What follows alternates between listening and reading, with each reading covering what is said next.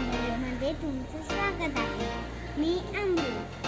Banana हे सर्व सीझनमध्ये मिळणारा फ्रूट आहे. बनानामुळे पचनशक्ती वाढते, आपल्याला एनर्जी मिळते.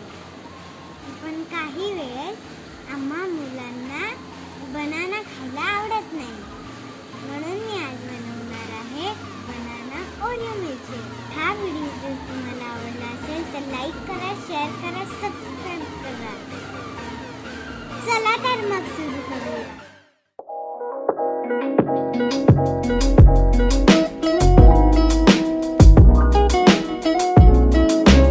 आपल्या चॅनलला सबस्क्राईब करण्यासाठी लाल बटनवर क्लिक करा.